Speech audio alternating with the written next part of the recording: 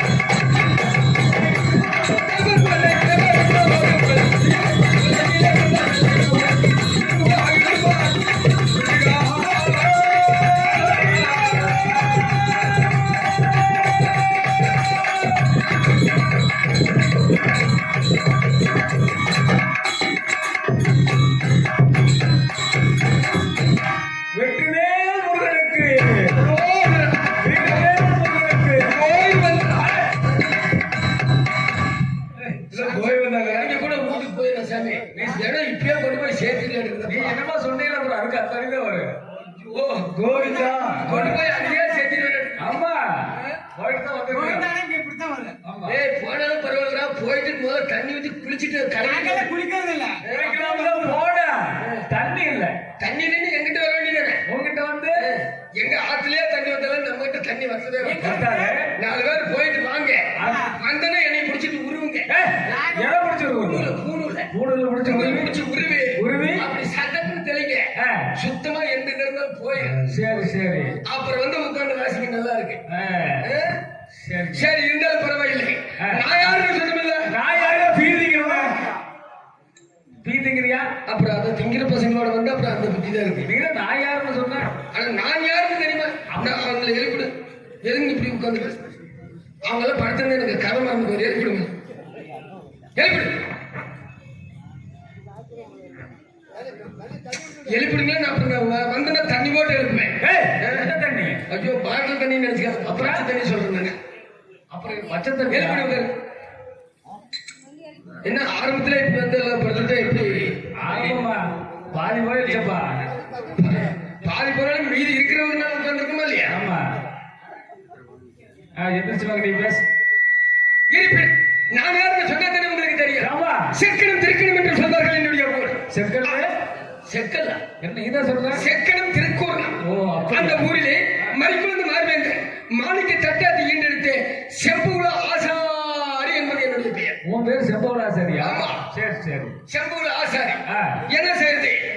உங்க அம்மா அப்பாவுக்கு ஒத்த பையன் கொட்டை குச்சி மாதிரி நான் பிறக்கிறேன். ஒத்த பையன் ஒரே பையன் கொட்டை குச்சி மாதிரி. கொட்டை குச்சி மாதிரி இப்படி நான் பிறக்கேன். எங்க அப்பா சாக. நீ பிறந்த ரொம்ப விளக்கமானா? அப்படி ஒரு ராசியில பிறந்திருக்கிறேன். ஆமா. எப்படி நான் பிறக்க எங்க அப்பா சாக. என்ன பண்ணிட்டாங்க? சோத்துக்கு வழி இல்லை. சோத்துக்கு வழியில என்ன பண்ண? அதாவது பிடிச்சி யோசனை கேட்கணும்னு பார்த்தேன். ஆளு கிடைக்கல. சுப்பிரமணியம் கேட்கலாம்ல. அவனுக்கு ஆளு எங்க போயிட்டியா? ஐயோ அவனுக்கு வந்து மார்க்கெட்டு பாரு. 10 பேர் கேட்டிருக்காங்க. 10 பேர் 10 பேரு 10 பேர்கிட்ட பதில் சொல்லி கொண்டே போயிருக்கு. இன்னும் 5 பேர் கேட்டாலும் கூட நான் போகிற இடத்துக்கு தானே போக முடியும். ஆமா ஆமா. அதனால எதுல விட்டேன்? உங்க அப்பா செத்ததை விட்டுருக்குறேன். இப்படி நான் பிறக்க எங்க அப்பா சாக. சோத்துக்கு வழியில ஆகிறதுனால எங்க அப்பா செஞ்ச தொழில நானும் செய்யறேன். என்ன தொழில்? என்ன தொழில் தெரியுமா? கறிக்கருவா கம்பரங்கத்தி. வீட்டு கத்தி பண்ணகத்தி. அதுக்கு பண்ணகத்தின்னு என்ன? பண்ணகத்தின்னு தெரியாது? கருக்கருவா கம்பரகத்தின்னு சொன்னா ரைட்டு. ஆமா. அந்த பண்ணகத்தின்னு சொன்னீங்களா? அது என்ன? வீட்டு கத்தி பண்ணகத்தி. இந்த வீட்டு கத்திங்கிறது என்ன தெரியுமா? என்ன? அட தாய்மார்கள் வீட்டுல அட வெங்காயம். ஆறா வெங்காயா? அட வெங்காயம் தக்காளி எல்லாம் அறுப்பாங்க பாரு.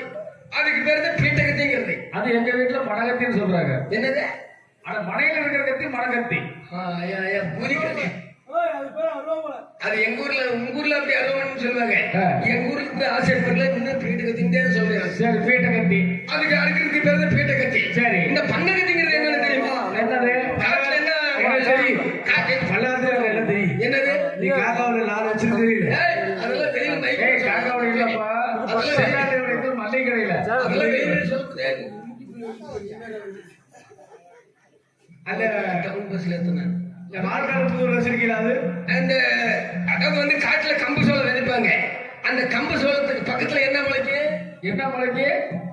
நீ வச்சிருந்தது தெரியும். பண்ண முளைக்கு. பண்ண முளைக்கு. ஆமா. அந்த பண்ண செடியை அறுக்கிறதுக்கு பேர் தான் இந்த பண்ண கத்திங்கிறது. ஓ அதுக்கு தனியா ஒரு கத்தி. ஆமா ஆமா. சும்மா இருக்கிறது இல்ல. ஆமா. சும்மா எப்படி இருக்க முடியும்? இந்த தொழில் நான் செஞ்சுட்டு வரேன். இதே தொழில் என்ன பண்ணிட்டாங்க இங்க மாமன். மாமன் யாரு? மாமா மாடக்குள்ள சரி இதே தொழில செய்யறாங்க. மாமன். ஆமா. யாரு? இப்ப நீங்க எல்லாம் ஆசாரியா? ஆமா. உங்களை பார்த்தா அப்படி தெரியலையே. எனக்கு எப்படி தெரியுது? நறுக்கக்காரி. இப்படி இந்த மாதிரி தொழில வந்து எங்க மாமா தாய் மாமன் மாடக்குள்ள ஆசாரி இந்த தொழில செய்யறேன். அப்பா போனதுக்கு அப்புறம் தாய் மாமா வளர்த்துருக்காரு. ஆமா. இதெல்லாம் செஞ்சிட்டு இருக்கு. எங்க மாமா மேல் தேசத்துக்கு போயிட்டாரு. கீழ் தேசத்துக்கு போறேன். உங்க மாமா மேல போயிட்டாரா? மேல் தேசம். மேல் தேசத்துக்கு போய் வியாபாரம் பாக்குறாரு. சரி. நான் கீழ் தேசத்துல போய் வியாபாரம் பாக்குறேன். வியாபாரம் பார்த்துட்டு இருக்கும்போது பாருங்க மேல் தேசத்துல போன எங்க மாமா என்ன பண்ணிட்டாரு? அங்க ஒண்ணு வியாபாரம் சரியில்லை. வியாபாரம் நட்டமாயிடுச்சுன்னு சொல்லி மீண்டும் கீழ் நாட்டுக்கு வர்றாரு. சரி. கீழ் நாட்டுக்கு வந்து இந்த வியாபாரம் செஞ்சுட்டு இருக்கும்போது இந்த நெல்லிவள நாட்டை அழக்கூடிய பொன்னர் சேகர் அத்தாப்புல வீரர்கள் என்று சொல்லக்கூடிய 4 பேருமே பார்த்து எங்க மாமாவை என்ன பண்ணிட்டாங்க? மாமாவை போய் சந்திக்கிறாங்க. சரி. மாமாவை சந்திக்கும் போது அவங்க போய் என்ன சொல்றாங்க தெரியுமா மாமா கிட்ட? அடே மாடக்குள்ள ஆசாரி, மேல்நாட்டை ஆளக்கூடிய காளிமன்னன் என்று சொல்லக்கூடியவன் அந்த வீரர்கள் வளர்க்கக்கூடிய பண்டிகையாகப்பட்டது என்று நெல்லிமலை நாட்டிலே இருக்கக்கூடிய வெள்ளமில் அழைத்து வளைத்துக் கொண்டு வருகிறது. அந்த பண்டிகையை கொள்வதற்கு 60 பாகத்துல ஒரு ஈட்டி ஒன்று வேணும்னு சொல்லி நெல்லிமலை நாட்டு மன்னர்கள் என்னுடைய மாமா கிட்ட சொல்றாங்க. சரி. உடனே என்ன பண்ணிட்டாரு எங்க மாமா? 60 பாகத்துல ஈட்டியை செஞ்சு கொடுத்துட்டாரு. பட்டை போட்டு 60 பாகத்துல ஈட்டியை செஞ்சு கொடுத்துட்டாரு. சரி. அந்த 60 பாக ஈட்டியில என்ன பண்ணிட்டாங்க? நெல்லிமலை நாட்டு மன்னர்கள் வந்து அந்த பண்ணியை குத்தி கொண்டுட்டாங்க. சரி. இத பாத்துட்டு இருந்த எங்க மாமா என்ன பண்ணிட்டாரு? நேரம் மேல்நாட்டுக்கு போறாரு. சரி. மேல்நாட்டுல போய் காளிமன்னனை சந்திக்கிறாரு. மகாராஜா இப்படி கீழ்தேசத்தை ஆளக்கூடிய நெல்லிமலை நாட்டு மன்னர்கள் நமது வீரர்கள் வளர்க்கக்கூடிய பண்டிகையாகப்பட்டதை ஈட்டியால் குத்தி கொண்டு விட்டார்கள் அப்படின்னு சொல்லி எங்க மாமா அங்க போய் போட்டு விட்டாரு. இது ஒரு முக்கியமான கருத்து என்னன்னு கேட்டீங்கன்னா, எங்கேயும் போட்டு விட்டாரு, அங்கேயும் போய் போட்டு விட்டாரு. சரி. அதாவது புள்ளி ஆட்டியும் விட்டுட்டாரு, கிள்ளியும் விட்டுட்டாரு. அதானே. ஆமா. இத கேட்ட காளிமன்னன் என்ன பண்ணிட்டாரு? அவங்க போய் சண்டையில ஜெயிக்க முடியாது. சரி. அதாவது போரில் வெல்ல முடியாத நெல்லிமலை நாட்டு மன்னர்களை தந்திரத்தால் சூழ்ச்சியால் வெல்ல வேண்டும் அப்படின்னு சொல்லி எப்படியாவது தந்திரத்தால் சூழ்ச்சியில எப்படியாவது அவங்க கொல்லணும். இந்த தந்திர விஷயத்துல யாரு கொல்றதுக்கு ஐடியா சொல்றாங்களோ அந்த ஆளு எங்க இருந்தாலும் போய் தெருவில் கூட்டிட்டு வா அப்படின்னு சொல்லி அந்த காளிமன்னன் என்ன பண்ணிட்டாரு? எங்க மாமா தாய் மாமா கிட்ட போய் சொல்றாரு. நீங்க அதுக்கு எங்க மாமா சொல்றாரு, நீங்க மன்னா நீங்க எங்கேயும் போய் அலைய வேண்டாம். நீங்க சொன்ன வேலையை தட்டாம செய்யக்கூடிய ஒரே ஒருவன் இருக்கிறான், என்னுடைய மருமகத்துல செம்புல ஆசை. என்ன சொல்றியா? அவ சொன்னா போதே நீ தந்திரத்தில் மாட்டேன். எந்த வேலையும் செஞ்ச வேலையை எதையும் நீங்க சொன்ன வேலையை எதையும் செய்யாம விட மாட்டேன் அப்படின்னு சொல்லி சொன்ன அந்த காய்மன் என்ன சொல்லிட்டாரு? எங்க இருந்தாலும் சரி அவளை போய் கூட்டிட்டு வா அப்படின்னு சொல்லி சொன்ன உடனே எங்க மாமா என்ன பண்ணாரு? நேரம் கீழ்நாட்டுக்கு வர்றாரு. கீழ்நாட்டுக்கு வர்றாரு. கீழ்நாட்டுக்கு வந்து என்னை வந்து கூப்பிடுறாரு. எப்படி கூப்பிடுறாரு? மேல்நாட்டில் இருக்கக்கூடிய காய்மனை அழைத்து வர சொன்னார் அப்படின்னு சொல்லி சொன்ன உடனே நான் நேரம் மேல்நாட்டுக்கு போறேன். நீ மேல ஏறுற? ஆமா, நானும் மேல ஏறுறேன்.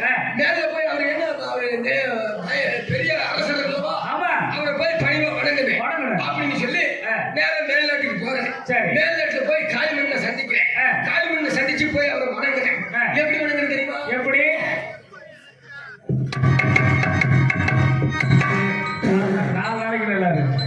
இது நாளைக்கு முதல்ல வணங்கி இருக்கிறேன். உன்னை கும்பிடுன்னு நீ சொல்லாத. என்ன அப்படி போய் காய்மண்ணை போய் நம்ம கும்பிடு போடுறேன். ஓ அங்க? ஆமா. மேல ஏறி மேல்நாட்டுல போய் காய்மண்ணை கும்பிடுறேன். கீழ இருந்து மேல ஏறி கும்பிடுறேன். ஆமா. சரி. மேல ஏறி போய் காய்மண்ணை சந்திச்சு கும்பிடும் போது என்னை அழைத்து வர காரணம் என்ன அப்படின்னு சொல்லி காய்மண்ணை கேட்கிறேன். சரி. அதாவது நெல்லிமலை நாட்டை மன்னன் ஆளக்கூடிய பொன்னசங்கர் அத்தபுல்லா வீரவாக இவங்க 4 பேர்த்தையும் கொல்லணும். அது உன்னாலவே முடியும் அப்படின்னு சொல்லி சொன்னே எனக்கு அப்படியே பகீர் ஆகி போச்சு. கும்பிடு வேர்த்துருக்குமே. வேர்த்துக்கு பாருங்க. பகீர் நானு என்ன பண்ணிட்டேன்? நான் ஆகாதுன்னு சொன்னேன். சரி ஐயா, ஏன் நான் சிறு வயதில் இருக்கும் பொழுது பாலூட்டி சீராட்டி தாராட்டி வந்தவர்கள் நெல்லிமலை நாட்டு மன்னர்கள். அதனால அவர்கள் என்னை கொல்வதற்கு என்னால் இயலாது என்று சொன்னேன். அதுக்கு அந்த மேல்நாட்டு காளிமன்னன் சொல்றாரு, அடே செம்பகுலா, நான் சொல்லக்கூடிய வேலையை நீ செய்யாவிட்டால் மார்கள் வாங்கி கண்கள் 2 நோண்டி அந்த மேல்நாட்டுல உச்சத்தில நீ பிச்சை எடுக்க விட்டு வந்துறாரு. உச்சத்தில கண்ணு நோண்டி காட்டுக்குள்ள பிச்சை எடுக்க விட்டு வந்துறாரு. எனக்கு அப்படியே பகீர் போச்சு. மறுபடியும் எனக்கு மார்கள் வாங்கி பிச்சை எடுக்க விடுறாருன்னா ஏன் சம்பவம் அந்த வேலையை நம்ம செய்யலாமா? இல்ல முதல்ல வந்து மேல ஏறல, மேல ஏறிட்டு கீழே இறங்கிட்டேன். பிச்சை எடுக்கணும்னு சொல்லி சொன்னேன்.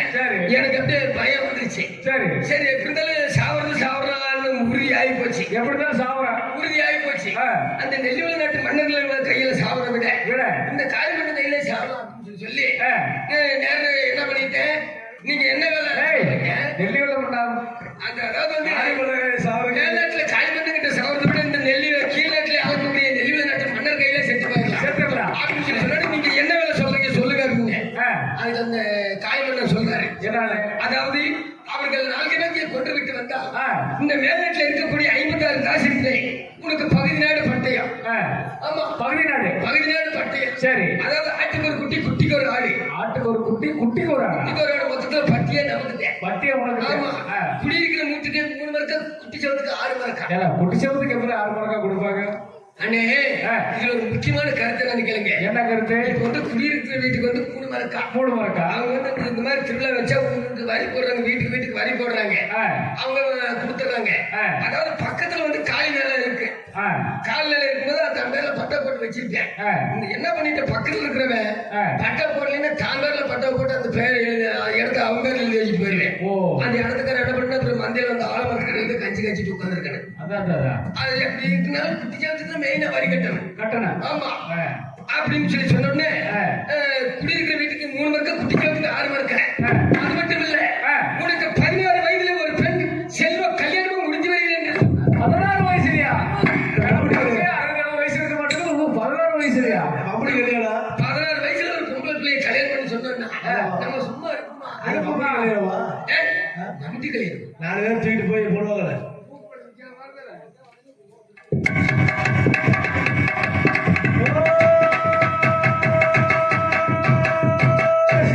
அப்புறம் யாரும் கேட்டா சாமி சாமி நமது காக்காவோட பேர் போகப்பட்ட சாமி நம்ம சுப்பிரமணிய சாமி வள்ளுவர் தெய்வமான சாமி.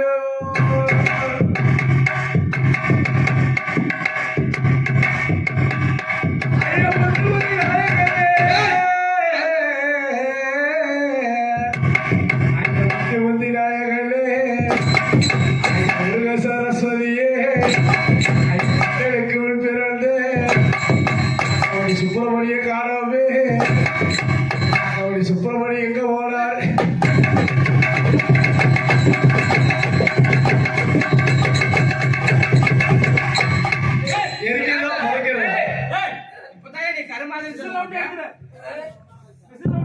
ஐயோ அவங்க அப்ப கூட சொந்த சாம்பல்ல வராது. இப்ப நீங்க தானே கருமாதிரி சொன்னீங்க. உங்களுக்கு கல்யாணம்னு சொல்லுடா. அந்த கிரகத்துக்கு முதல்ல சொல்லிருக்கலாம்ல. அதெல்லாம் கருமாதிரி நினைச்சான். அதனால வாசிட்டேன். அதுக்கு தான் அதே விசேஷத்துக்கு போனா அப்புறம் அந்த நினைப்பு இருக்கு. அது என்னக்கா பண்றது? போல போட மாட்டேங்குது. சாம்சங் நான் கதை சொல்றபடி நீங்க இறங்கி அவங்கிட்ட கூட போயிட்டு வாங்க. என்ன சரி, 16 வயசுல கல்யாணம் பண்ற. உசுரோடு இருக்கும்போதே எல்லா காரியத்தையும் முடிச்சு வருவாங்க. ஏப்பா செப்பா 16 வயசுல உனக்கு கல்யாணம். ஆமா. அப்புறம் கல்யாணம் பண்ணி தரேன்னு சொன்னோடனே பண்ணி வைக்கிறேன் அப்படின்னு சொன்னோடனே எனக்கு ஆசை வந்துருச்சு.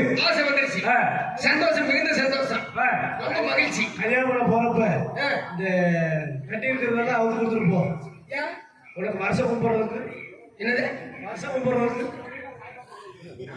அவன் கல்யாணம் வேற கல்யாணத்துல முடிவு பண்ணிட்டேன். ஏன்னா நான் இருந்து எத்தனை பேருக்கு ஓசனை ஆடிட்டு அப்புறம் நம்பவேன். ஆமா ஆமா ஆமா ஆமா ஆமா. அதனால நீங்க எல்லாம் நிறைய பேர் நினைச்சிட்டு இருக்கீங்க இவனை எப்ப அனுப்பலாம்னு.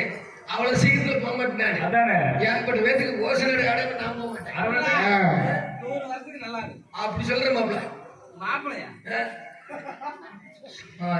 சின்ன சரி மாமா, பாரு மாமா. அப்படி சொல்ற மாப்பிள்ள.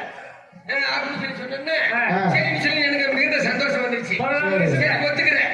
சந்தோஷம். 16 வயசுல 16 வயசுல புள்ள அப்படின்னு சொல்லி எனக்கு சந்தோஷம் வந்துருச்சு. சரி சரின்னு சொல்லி நீங்க சொல்லக்கூடிய வேலையை நான் செஞ்சிடறேன் அப்படின்னு சொல்லி வீட்டுல வந்து படுத்தா எனக்கு தூக்கமா வருது. எப்படி வருது? பௌர்ணமி வந்தா மனசு பக்கு பக்குன்னு அடிச்சு அடிக்கும்ல. ஆமா. 16 வயசு இல்ல. 16 வயசு இல்ல. ஆமா. எப்படி சொல்றது அவங்கள அப்படின்னு சொல்லி 3 நாளா யோசனை பண்ணிட்டு இருக்கிறேன். சரி 3 நாளா யோசனை பண்ணி 3ஆவது நாள் எழுந்திருச்சு திண்ணையில உட்காந்துக்கிட்டு அப்படியே பார்த்துக்கிட்டு யோசனை பண்ணிக்கிட்டே இருந்தேன். திண்ணையில உட்காந்து யோசனை பண்ணிக்கிட்டே இருந்தேன். சரி யோசனை பண்ணிட்டு இருக்கும்போது பாருங்க வீட்டுக்கு முன்னாடி ஒரு மாவலிங்க மரம் ஒன்று இருந்துச்சு. உங்க வீட்டுக்கு முன்னாடி? எங்க வீட்டுக்கு முன்னாடி. சரி மாவலிங்க மரம் ஒன்று இருந்துச்சு. அந்த மரத்தை வந்து தினசா பார்த்தேன். சரி எதுக்குமே உருவாத இந்த மாவலிங்க மரம் இருக்குது. இந்த மரத்தை வெட்டி எதுக்கு நம்ம மரக்கால திருக்கடைய கூடாது. மரக்கால திருக்கடைஞ்சி ஒரு மரக்கால் மாதிரி செஞ்சு தூதுவனாக செல்ல வேண்டும் அப்படின்னு சொல்லி சரி மரக்கால வெட்டுறேன். எப்படி வெட்டுறேன்? எப்படி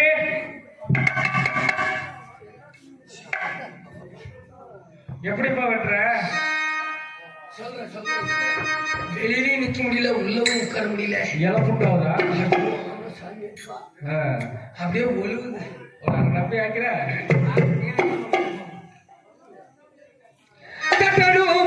துகு நடந்து தீவி கணத்து அசரி வழி நடந்து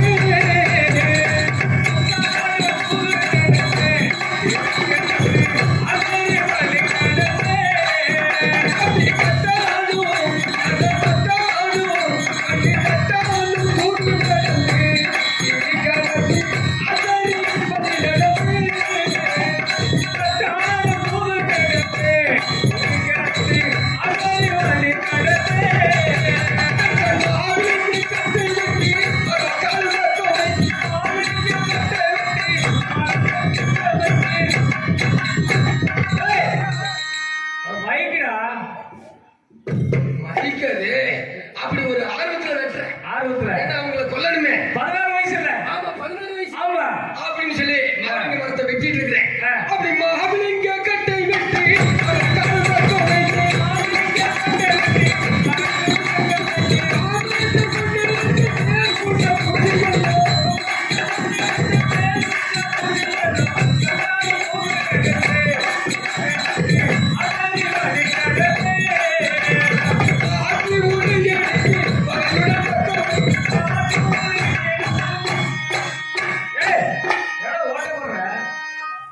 மரக்கால வெட்டி ஆ. புளி எடுத்து போட்ட பண்ணும்ல என்ன ஒளி? மரக்கால இந்த திருப்புளி அந்த புளி வேற, நீ சொல்ற நீ நினைக்கிற புளி வேற, ஆ. இது நான் சொல்ற புளி வேற, அது வேற. சரி சரி சரி. அப்படி பாத்தி புளி எடுத்து பகலுடன் கட்டமைத்து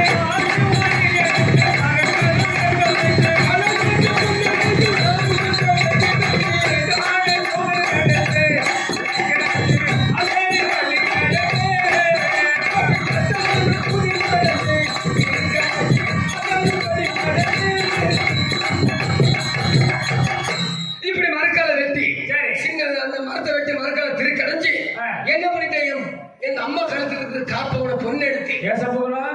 இந்த திருக்கடையில மரக்காலைக்கு ஓட்ட போடுறது தானே? ஆமாமா சரி சரி. அதை மரக்கால திருக்கடைஞ்சு எங்க அம்மா கழுத்துல இருக்கிற கால் பணத்தை பொண்ணு எடுத்து ஆ. அப்படியே மேற்பூச பூசினேன். எப்படி பூசுற? அவன் மேற்பூசல ஆ. அந்த கால் பணத்தை பொண்ணு எடுத்து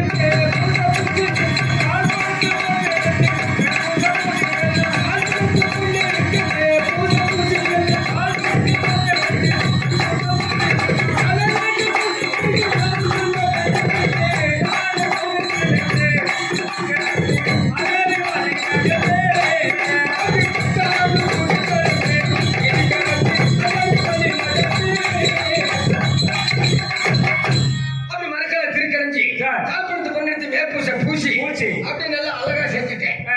செஞ்சு இப்படி அந்த மரக்கால திருக்கடைச்சு சரி. எங்க அம்மா கிட்ட நேரம் எங்க போனேன், எங்க அம்மா கிட்ட போனேன். அம்மா கிட்ட போறேன். முறை கிட்ட போனேன். அம்மா கிட்ட போலாமாடா? அம்மா கிட்ட எதுக்கு போனேன்? அம்மா கிட்ட எதுக்கு போனேன்? வடை வாங்குறதுக்கு. வடையா?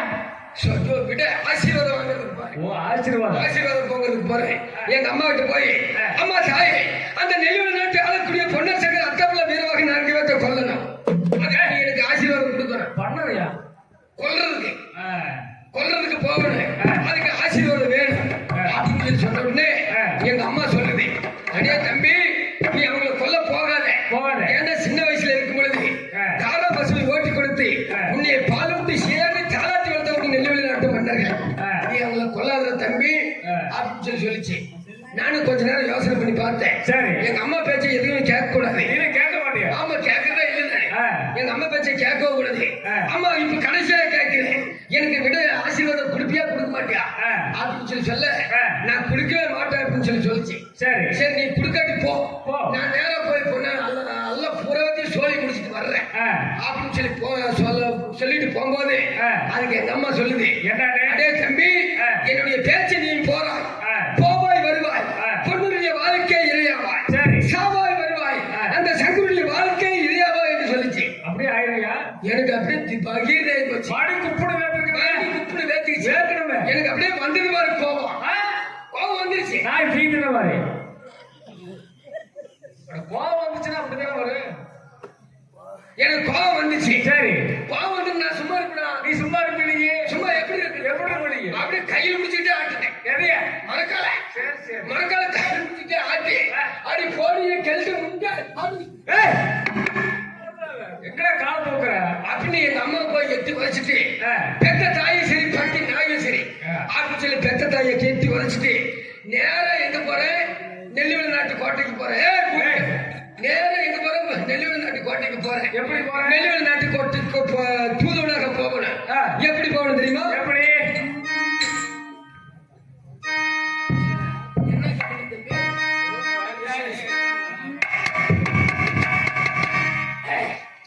கிழக்கு வண்ணே தட்டா செப்பகுல ஆசரியா சரியா